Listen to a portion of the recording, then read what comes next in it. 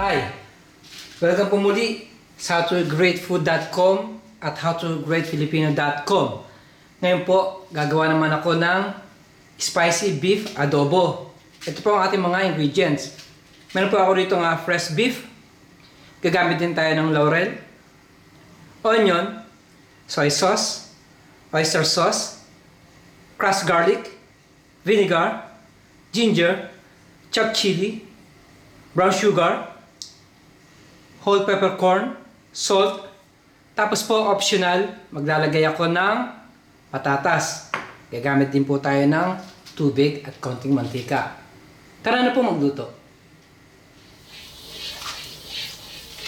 So ayan po, sobra nang init ang ating mantika. Unahin ko muna yung laurel pala.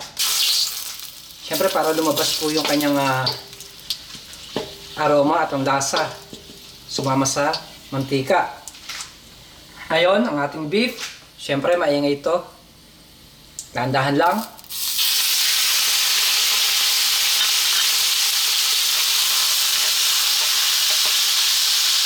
So, gigisahin ko lang siya ng mga ilang minuto. Once na mag-light brown na siya, papakita ko sa inyo ang ating next step.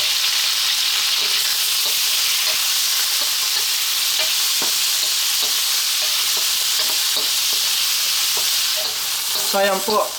Bali, nag-light brown na yung ating beef. Susunod natin gagawin, medyo tutulak natin siya. Tapos po, lalagay natin yung bawang at ang luya. Ang iba po hindi naglalagay ng luya sa kanilang adobo, pero kanya-kanya po ng style, ang version ng pagluluto ng adobo. So ngayon, hihintayin ko lang siyang pumula. Tapos po, mag-a-add tayo ng onion.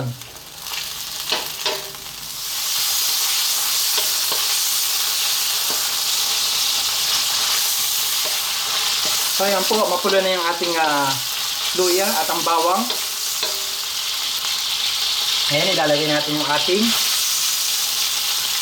sibuyas. At sasabay na rin natin yung ating beef.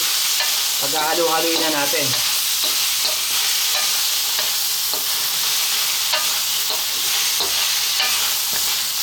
Tapos po, hindi na natin papatagalin pa.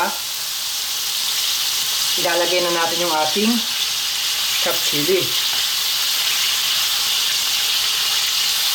Ang soy sauce.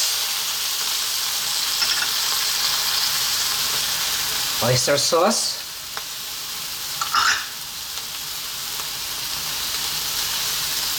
Ang suka. Brown sugar. Pamintang buo at asin. Tapos po, mag-a-add tayo ng konting tubig.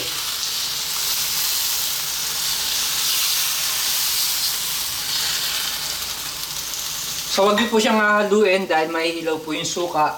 At this point, tatakpan ko siya at isisimmer ko lang siya ng mga 10 minutes. Tapos po, ipapakita ko sa inyo uli yung ating susunod na gagawin.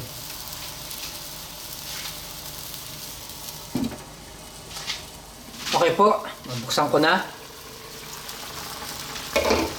So at this point, haluin ko na siya. Importante po kasi maluto yung suka.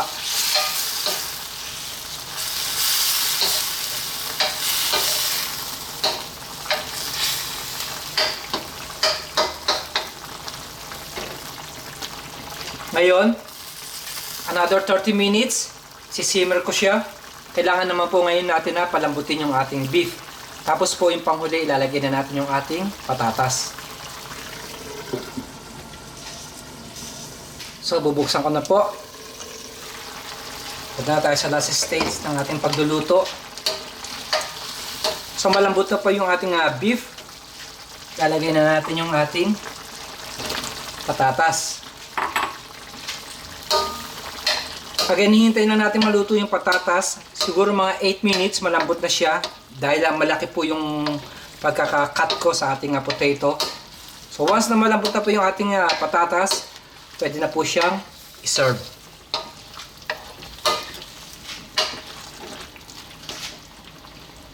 Okay po, ito yung ating finished product ng spicy beef adobo. Napakasarap po ito, lalo na sa plain rice.